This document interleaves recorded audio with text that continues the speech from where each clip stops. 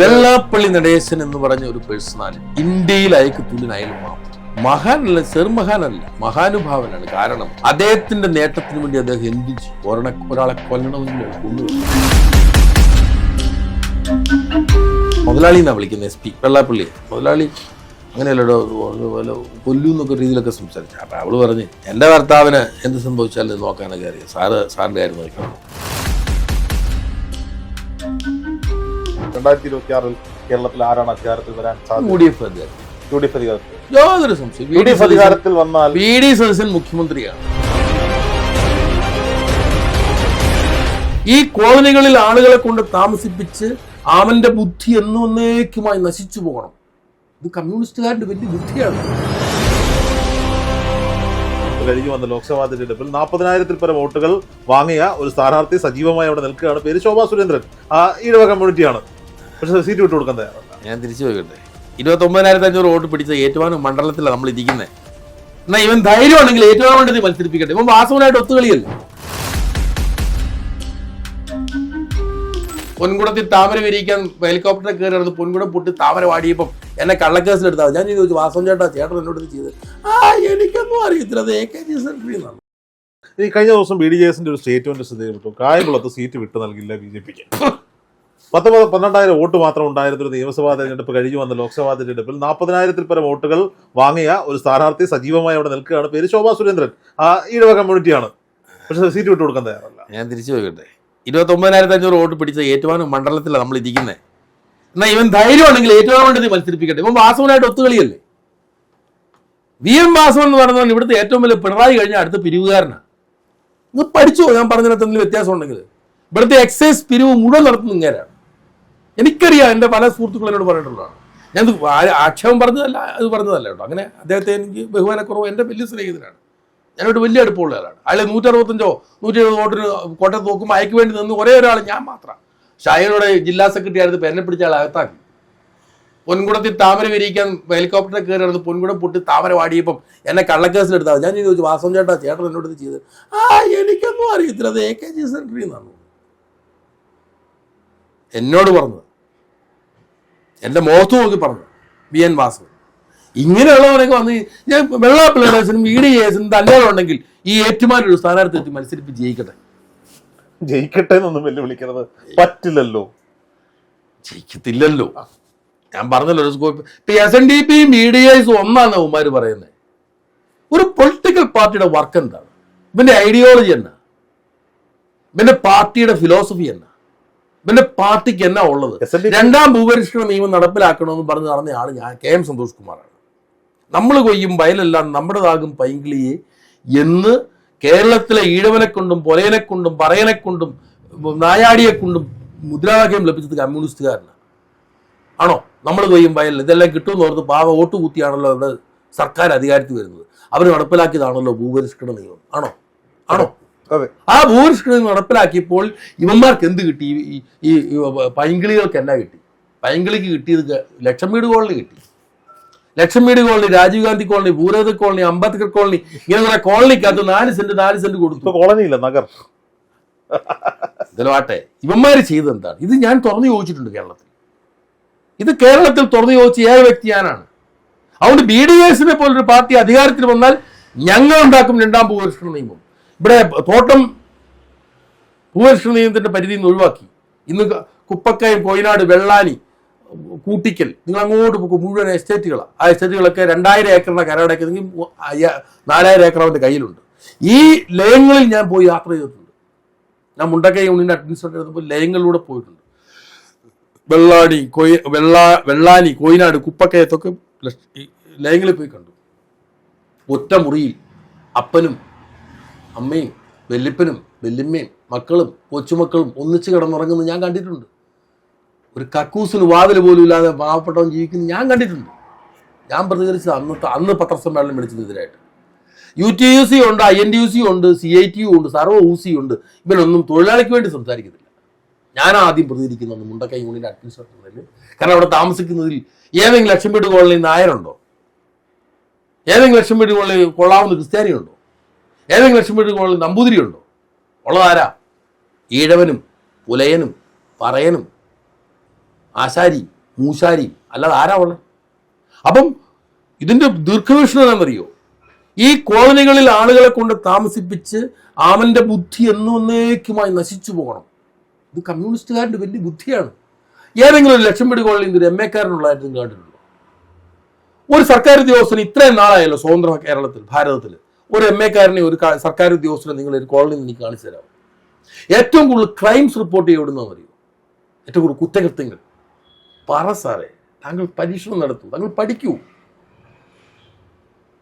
കൂടാതെ ഇവിടുന്ന ലയങ്ങളിലും ഈ കോളനികളിലുമാണ്. അതായത് ഒരു കാലത്ത് ഇവൻ ഗുണം പിടിക്കരുത്, നശിച്ചു പോകണം. ഇവന്റെ ഇന്റലക്ച്വൽ ആയിട്ടുള്ള കപ്പാസിറ്റി തകർക്കാൻ വേണ്ടി ബോധപൂർവം CPM-കാരൻ ചെയ്തതാണ് ഈ കോളനികൾ. It's very serious thing. ഇത് ഞാൻ പ്രസംഗിച്ചിട്ടുണ്ട് കേരളത്തിൽ. രണ്ടാം ഭൂപരിഷ്കരണം നടപ്പിലാക്കുന്നു. അതിവനെ BDS കുറേ രണ്ടാം ഭൂപരിഷ്കരണം എന്നൊക്കെ പറഞ്ഞ് കുറച്ചാണ് നടന്നത്. തുഷാർ വെള്ളാപ്പള്ളി അവൻ ഒന്നാലും എഴുത്തും വായനായിരുന്നു. ആരോട് പറയേണ്ട കാര്യമുള്ളൂ. എഴുത്തും വായന അറിയാത്ത ഒരുത്തിന് എന്നാ ചെയ്യാനാ സാറേ? ആ മസിലും പിടിച്ച് നടക്കും. പിന്നെ എല്ലാം കൂട്ടിക്കുറിപ്പല്ലേ സാറേ? ഇതല്ല ഇപ്പൊ തന്നെ ഞാൻ ചോദിക്കട്ടെ, ഇവൻ ജയിലിൽ പോയല്ലോ, ദുബൈയിൽ ചീറ്റിംഗ് കേസ് ജയിലിൽ പോയല്ലോ തുഷാർ വെള്ളാപ്പള്ളി. ഇവന് വേണ്ടി കത്തയച്ചതാരാ? BDS എന്ന് പറയുന്നത് CPM-ന്റെ എതിർ പാർട്ടിയാണ്, NDA-യുടെ ഭാഗമാണ്. ആണോ? ആണ്. ആ BDS-ന്റെ നേതാവ് ദുബൈയിൽ ജയിലിൽ പോയപ്പോൾ തുഷാർ രക്ഷിക്കണം എന്ന് പറഞ്ഞ് കത്തയച്ചതാരാ? കേന്ദ്ര ഗവൺമെന്റ്, പിണറായി വിജയൻ. ശരിയാണോ? അതെ. രാഷ്ട്രീയ ബന്ധങ്ങൾക്കും അപ്പുറം വ്യക്തിബന്ധങ്ങൾ സൂക്ഷിക്കുന്ന പിണറായി വിജയൻ. അത്രേ ഉള്ളൂ. ഇത് കേൾക്കുന്നവർക്ക് അറിയാം, ഇത് തട്ടിപ്പാന്ന് നമുക്കറിയത്തില്ലേ? ഇത് തട്ടിപ്പല്ലേ, ലോക തട്ടിപ്പല്ലേ ഇത്. പക്ഷേ ഈ BJP എന്തിനാണ് ഇത്തരത്തിലൊരു? അത് BJP-യോട് ചോദിക്കണം. ഞാനൊന്നും സുരേന്ദ്രൻ എന്ന് പറഞ്ഞ അവൻ വെറും യൂസ്ലെസ് ആണ്. അവനാണ് ഇപ്പൊ പിന്നെ ഈ രാജീവ് ചന്ദ്രശേഖർ വന്നപ്പോൾ വളരെ രക്ഷപ്പെട്ടെങ്കിലേ ഉള്ളൂ എനിക്ക് കേട്ടോ. ഒരു ഐഡിയാസ് ഉള്ളതായിട്ട് എനിക്ക് തോന്നുന്നുണ്ട്. ഇപ്പൊ കുറെ രാജേഷ് അങ്ങനെ കുറെ ആളുകളൊക്കെ വരുന്നുണ്ട്. ശോഭ വനിതാ സംഘം പ്രസിഡന്റ് ആകാൻ വന്ന ആളാ. SNDP-യുടെ മൂന്നാർ ക്യാമ്പ് നടക്കും. ഞാൻ പറയാം, എൻ്റെ പൊന്നു ഞാനിവിടെ ഇത്രയും നാളിൽ നടക്കുകയാണ്. ഞാനിങ്ങനെ പലരെയും കണ്ടിട്ടുണ്ട്. അത് 2 വർഷമൊക്കെ കൂടുതൽ ഉപയോഗിക്കുകയുള്ളൂ. അത് ഞാൻ പപ്പട തട്ടും, അടുത്ത ആളെ വെക്കും. ഇത് വെള്ളാപ്പള്ളിയുടെ തന്ത്രം അറിയോ? ഒരാളെയും ഒരു സ്ഥലത്തും ഇരുത്തത്തില്ല. അതായത് വെള്ളാപ്പള്ളി പറയുന്നത് ഇതിനകത്ത് നടക്കുകയുള്ളൂ. KM സന്തോഷ്കുമാർ ഇതിനകത്ത് കേരളം മുഴുവൻ, ഇന്ത്യ മുഴുവൻ ഓടി, ഇന്ത്യ രാജ്യത്തിന് വെളിയിൽ ഓടി ഈ ഏർപ്പാടിക്ക് വേണ്ടി ജോലി എടുത്തു വരുന്നതാ. എനിക്കെന്ത് കിട്ടി? ഞാനിവിടെ ഇപ്പൊ ഇരിക്കുന്ന ഓഫീസ് ഉൾപ്പെടെ ഈ സ്ഥലം ഞാൻ 2004 വിലക്ക് മേടിച്ചതാണ്. ഞാനൊരു വലിയൊരു പ്രൊഫഷണൽ ആയിട്ടുള്ള ഒരു വക്കീലായിരുന്നു. എനിക്ക് വേണ്ടി പറയാൻ പോകേണ്ട വല്ല കാര്യം ഉണ്ടായിരുന്നു. തതുവല്ല ഇരിക്കുന്നു. ഗുരു തത്വങ്ങൾക്കും അപ്പുറത്തേക്ക് വെള്ളാപ്പള്ളിയുടെ തത്വങ്ങളിൽ ആകർഷണമായി പോയൊരു ചെറുപ്പം. അത്രേ ഉള്ളൂ. എൻ്റെ ഞാൻ പറഞ്ഞല്ലേ, ഞാൻ ഒരു വെള്ളാപ്പള്ളിയനായിരുന്നു. ഞാനൊരു ശ്രീനാരായണീനേക്കാൾ ഉപരി ഒരു വെള്ളാപ്പള്ളിയനാണെന്ന് ഞാൻ പറഞ്ഞല്ലോ. ഇപ്പൊ മധ്യവയസ്സിനോട് അടുക്കുമ്പോ മധ്യവയസ്കനായല്ലോ. ഇനിയിപ്പോ എന്നാ കൈ അടിച്ചിരിക്കുന്നത്? ഇപ്പൊ ഒരു കുറ്റബോധം. തീർച്ചയായിട്ടും ഭയങ്കര ഒരു. ഇപ്പൊ ഇനി ഓഫീസിൽ ഇരിക്കും, ജോലി ചെയ്യുമ്പോൾ വൈകുന്നേരം ആകുമ്പോൾ കൈ നിറച്ച് പൈസയും കിട്ടും, ഞാൻ വീട്ടിൽ പോവാം. മറ്റത് എങ്ങനെയാ? ഉച്ച വരെ കഷ്ടിച്ച് ഇവിടെ നിൽക്കും. ഉച്ച കഴിയുമ്പോഴേ ഇവിടുന്ന് വണ്ടി എടുക്കുക, ഓടുക. ഏതാ high range union, Pala union, Thodupuzha union, Malanad union. ഞാൻ ഉണ്ടാക്കിയതാണ് എരിവേലി യൂണിയനും നെടുങ്കണ്ടവും ഒക്കെ. 2026 BDS സജീവമായി കേരള രാഷ്ട്രീയത്തിൽ സജീവമായി നിന്ന ഒരാളെന്ന നിലയിൽ ചോദിക്കുന്നത്, 2026 കേരളത്തിൽ ആരാണ് അധികാരത്തിൽ വരാൻ സാധ്യത? UDF അധികാരത്തിൽ. യാതൊരു സംശയം. UDF അധികാരത്തിൽ വന്നാൽ VD സതീശൻ മുഖ്യമന്ത്രിയാണ്. എങ്കിലേ കേരളം ക്ലാരിറ്റിയുള്ള കേരളമായി മാറും. കേരളത്തിലൊരു സത്യസന്ധത പുലരണമെന്ന് ആഗ്രഹിക്കുന്ന മലയാളികളുടെ ജീവിച്ചിരിക്കുന്നെങ്കിൽ VD സതീശനെ മുഖ്യമന്ത്രിയാക്കി കണ്ട് ഈ കേരളം പോകണം. ഇവനെല്ലാം ബാക്കിയുള്ളവരെല്ലാം ഉടായിപ്പതിനാണ്. ആ പൊതുജനം കഴിഞ്ഞ ത്രിതല പഞ്ചായത്ത് തെരഞ്ഞെടുപ്പിൽ, ഞാൻ VD സതീശന്റെ കൂട്ടുകാരനൊന്നും അല്ല കേട്ടോ, എന്റെ അഭിപ്രായം ഞാൻ പറഞ്ഞു. കഴിഞ്ഞ ത്രിതല പഞ്ചായത്ത് തെരഞ്ഞെടുപ്പിൽ UDF-നെ പൊതുജനം 2 കൈയും നീട്ടി സ്വീകരിച്ചൊരു സാഹചര്യത്തിൽ നിശ്ചിതമായി ഇത്രത്തോളം VD സതീശനെ ഈ പറയപ്പെടുന്ന കൃത്യമായി രാഷ്ട്രീയം അറിയാവുന്ന, തന്ത്രങ്ങൾ അറിയാവുന്ന, കുതന്ത്രങ്ങൾ അറിയാവുന്ന, കൂടെ കൂട്ടേണ്ടവരെ കൂടെ കൂട്ടണമെന്ന് അറിയാവുന്ന വെള്ളാപ്പള്ളി നടേശനും സുകുമാരൻ നായരും വിമർശിക്കണമെങ്കിൽ VD സതീശൻ ഒരിക്കലും മുഖ്യമന്ത്രി ആകില്ല എന്നൊരു വിശ്വാസം അവർക്ക് കിട്ടിയിട്ടുണ്ടാകില്ല. അതിപ്പോൾ അവർ കച്ചവടക്കാരെന്നാ നോക്കില്ല, അവർ കച്ചവടക്കാരാണല്ലോ, അവർ നേതാക്കന്മാരല്ലല്ലോ. വെള്ളാപ്പള്ളി നടേശൻ നാന്തൊരു കച്ചവടക്കാരാണ്. അയാൾ കള്ള് കച്ചവടം, കോൺട്രാക്ട് ബിസിനസ്, അങ്ങനെയുള്ള അയാളുടെ പരിപാടി. ഗുരു എന്ത് പാടില്ല എന്ന് പറഞ്ഞ് ആ കച്ചവടം ചെയ്യുന്നയാളാണ് വെള്ളാപ്പള്ളി നടേശൻ. മനോരമയിലാണെന്ന് തോന്നുന്നു ഒരു ഇന്റർവ്യൂവിൽ തുഷാർ വെള്ളാപ്പള്ളിയോട് അവതാരകൻ ചോദിച്ചു, കള്ള് വ്യവസായത്തിനെ ശ്രീനാരായണ ഗുരുദേവൻ എതിർത്തതാണ്, അത് നിങ്ങൾ കുടിച്ചത്ത് പാടില്ല എന്ന് ഗുരുദേവൻ ബ്രാൻഡ് കുടിച്ചോളാൻ പറഞ്ഞിട്ടുണ്ടെന്ന് വെളിവില്ലല്ലോ എന്ന്. അന്നം വസ്ത്രത്തെ മുട്ടാതെ അന്നവസ്ത്രാദി മുട്ടാതെ തന്നു രക്ഷിച്ച് ഞങ്ങളെ ധന്യരാക്കുന്ന നീ ഒന്നു തന്നെ ഞങ്ങൾക്ക് തമ്പുരാൻ എന്ന് ഗുരുസ്വാമി ദൈവദർശനത്തിൽ എഴുതിയിട്ടുണ്ട്. അപ്പൊ അന്നം വസ്ത്രത്തെ മുട്ടാതെ കഴിക്കണമെന്നാണ് ഇവനെപ്പോഴുള്ള ഉപദേശിക്കുന്നത്. ഇവനോട് എന്നാ പറയാനാ? ഭക്ഷണം കഴിക്കുമ്പോഴേ വസ്ത്രത്തെ മുട്ടാതെ കഴിച്ചോളാൻ പറഞ്ഞെന്ന് പറഞ്ഞ പോലെയാണ് ഇവനൊക്കെ പറയുന്നത്. സാർ അതിനുള്ള റേഞ്ചേ ഉള്ളൂ. ഇത് ഞാൻ പറഞ്ഞു എന്തോ കണ്ടകശനി കൊണ്ടേ പോകൂ. എന്താ സംഭവമല്ല, വൈക്കത്ത് ടീവൂരത്ത് ഒരു സെമിത്തേരി വിഷയം പണ്ടുണ്ടായി 95. ആ വിഷയത്തിൽ അന്ന് സത്യം വക്കീലാന്ന്, വി സത്യം വക്കീലാണെന്ന്. ആ സത്യം വക്കീലിന് സീറ്റ് കിട്ടിയപ്പോൾ ആ സീറ്റ് വെട്ടിയവനാ വെള്ളാപ്പള്ളിയുടെ. കോട്ടയം നിയോജക മണ്ഡലത്തിൽ ഈഴവൻ എന്ന നിലയിൽ, കാരണം ഈഴവർ മാത്രമേ കോട്ടയത്ത് നിന്ന് MLA മാരായിട്ടുള്ളൂ. ഇപ്പൊ തിരുവഞ്ചൂർ രാധാകൃഷ്ണൻ നായരാണ്. പണ്ട് TK രാമകൃഷ്ണനും KK ശ്രീനിവാസനും ഇങ്ങനെ മുഴുവൻ പിന്നെ ഇവരെല്ലാം ഈഴവ. വയലാർ രവിയുടെ ഭാര്യ മേഴ്സി രവി ലാസ്റ്റ്. അതിനുശേഷം ഇങ്ങനെ മാറി മാറി പോവാണ്. അപ്പൊ ഈ സത്യൻ വക്കീലിനാണ് അതിനുശേഷം സീറ്റ് ഉറപ്പിക്കുന്നത്. സത്യൻ വക്കീലിന്റെ സീറ്റ് വെള്ളാപ്പള്ളി വെട്ടി ഉമ്മൻചാണ്ടിയോട്. അന്ന് ഉമ്മൻചാണ്ടിയും അയക്കാരനൊക്കെ ഇത് പറഞ്ഞാൽ കേൾക്കുന്നവന്മാരാ. സതീശനോട് പറഞ്ഞത് വെട്ടാവോ? സതീശനാണാ ഇയാൾ പറയുന്നത് കേൾക്കും. വേണ്ടല്ലോ, തിരുവഞ്ചൂർ രാധാകൃഷ്ണൻ 10-25 ഏക്കർ സ്ഥലം ഈഴവർക്ക് തന്നതാ. അയാളെക്കുറിച്ച് ഇയാൾ എന്നാ പറഞ്ഞു തന്നെ? അയാളുടെ കറുപ്പ് പോലെയാടാ, അകവും കറുത്ത വൃത്തികെട്ടവനാണ്. Body shaming. ഒരു മനുഷ്യനെ കുറിച്ച് എന്നോട് വ്യത്യാസം തിരുവഞ്ചൂർ, എൻ്റെ പൊന്നു സന്തോഷം, ഞാൻ എന്ത് ചെയ്തിട്ടാ ഈ മനുഷ്യനോട് ഞാൻ പറയാം, എൻ്റെ പൊന്നു സാറേ ഞാൻ എന്ത് പറയാനാ സാറേ? ഇത്രയും വലിയൊരു മഹത്തായ കാര്യം കേരളത്തിൽ ചെയ്ത ഒരു മഹാമനുഷ്യനാണ് തിരുവഞ്ചൂർ. ഒരു കാരണവശാലും കേരളത്തിൽ എഴുവാൻ തിരുവഞ്ചൂരിനെ മറക്കാൻ പാടില്ല. തിരുവഞ്ചൂർ രാധാകൃഷ്ണൻ റവന്യൂ മന്ത്രി അല്ലായിരുന്നെങ്കിൽ നമ്മുടെ അസിസ്റ്റന്റായ മാണി സാർ, PC ജോർജ്, ഇവരൊക്കെ സഹായിച്ച സഹായങ്ങൾ ഒരു ദിവസം മറക്കാൻ പറ്റുമോ? PC ജോർജ് എന്തെല്ലാം തെറിയാണ് വിളിച്ചത്. ഇപ്പൊ PC ജോർജ് തിരിച്ചു പറഞ്ഞു നടപ്പുണ്ട് വെള്ളാപ്പള്ളി മഹാനാണെന്ന് പറഞ്ഞത്. ഇനിയിപ്പോ ഗണേഷ് കുമാറിനെ കുറിച്ചുള്ള സ്റ്റേറ്റ്മെന്റ് മാറ്റാൻ സാധ്യതയുണ്ട്. സുകുമാരൻ നായരുമായിട്ട് അടുത്ത സ്ഥിതിക്ക് സുകുമാരൻ നായർക്ക് വേണ്ടപ്പെട്ട ആളാണല്ലോ ഗണേഷ് കുമാർ. അപ്പോൾ സ്റ്റേറ്റ്മെന്റിൽ മാറ്റം വരാൻ സാധ്യത. അതെന്ത് ചെയ്യുന്നേ സാർ? ഇവർക്കൊന്നും ഇതൊന്നും വിഷയമല്ല. കാരണം ഈ അടുത്ത സമയത്ത് ഗണേഷ് കുമാറിനോട് മാധ്യമങ്ങൾ അഭിപ്രായം ചോദിച്ചു വളരെ മാന്യമായ മറുപടിയാണ് അദ്ദേഹം പറഞ്ഞത്. അതിലൊരു സെറ്റിൽമെന്റ് ഞാൻ നടക്കുന്നുണ്ട്. അവരത് ചെയ്യും സാർ. ഇത് സാധാരണ അണികൾക്കല്ലേ വിഷയമുള്ളൂ. എന്നെ പോലുള്ള പാവപ്പെട്ടവർക്ക് നമ്മൾ ശുദ്ധഗതിക്കാരായതുകൊണ്ട് വല്ലതൊക്കെ തുറന്നു പറയും. ഇപ്പം തന്നെ ഞാൻ പറഞ്ഞാൽ ചിലപ്പോൾ വൈകാരികത ഉണ്ടായിക്കാണാം, എന്തായാലും തോന്നിക്കാണാം. എന്താ വെച്ചാൽ എൻ്റെ ഇമോഷനാണ്, എൻ്റെ ഉള്ളിൽ നിന്ന്, ഞാൻ ഉള്ളിൽ തട്ടിയാണ് പറയുന്നത്. Because my words are coming from my heart of heart. അല്ല, ഈ രാത്രിയിൽ കൂടെ കിടക്കുന്നവനെ രാപ്പനി അറിയുള്ളൂ മറ്റേ ആളുടെ എന്ന് ഒരു പഴഞ്ചൊല്ല് നമ്മുടെ നാട്ടിലുണ്ട്. കൂടെ നടന്നവർക്കും കൂടെ സഹകരിച്ചവർക്കും തീർച്ചയായിട്ടും പതിറ്റാണ്ടുകളോളം അയാൾക്ക് വേണ്ടി പ്രവർത്തിച്ചവർക്കും മാത്രമേ വെള്ളാപ്പള്ളി നടേശൻ എന്താണ് അല്ലെങ്കിൽ മറ്റൊരാൾ എന്താണ് എന്ന് കൃത്യമായി പറഞ്ഞുതരാൻ പറ്റും. വെള്ളാപ്പള്ളി നടേശൻ എന്ന് പറഞ്ഞ ഒരു പേഴ്സണാലിറ്റി ഇന്ത്യയിൽ അയക്ക് തുല്യൻ അയാൾ മാത്രമേ.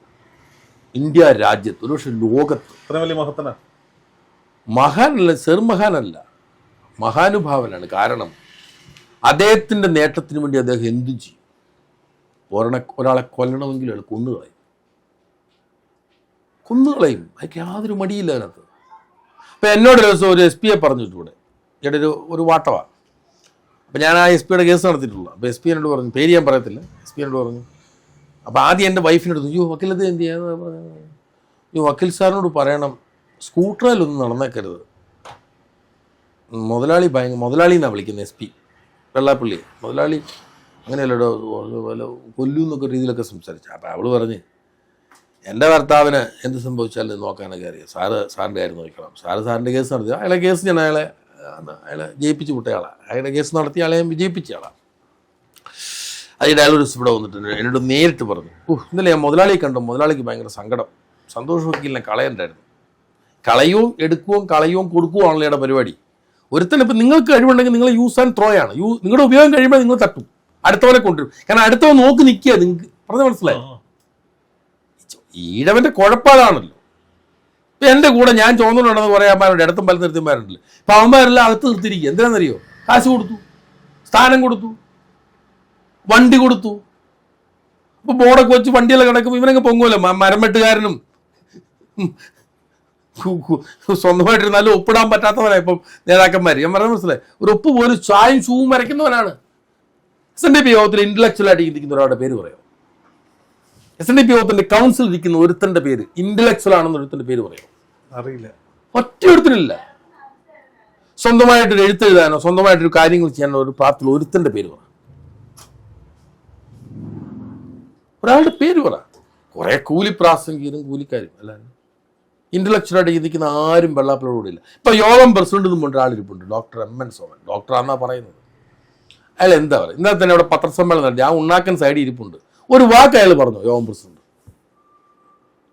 ഒരു യോഗം പ്രസിഡന്റ് അല്ലേ, ഉണ്ണാക്കനല്ലായിട്ടില്ല അയാൾ അവിടെ ഇരുന്നത്. വേറെ ആണുങ്ങളാണ് അവിടെ പോയി ഇരിക്കൂ. ഈ വെള്ളാപ്പള്ളിയുടെ ഒരു ഓറയിൽ മുങ്ങിപ്പോയതാണ്. എല്ലാ ഓറയിൽ മുങ്ങിപ്പോയാലും അയാൾ അവിടെ പോയി ഇരിക്കുവോ ഈ ഉണ്ണാക്കൻ?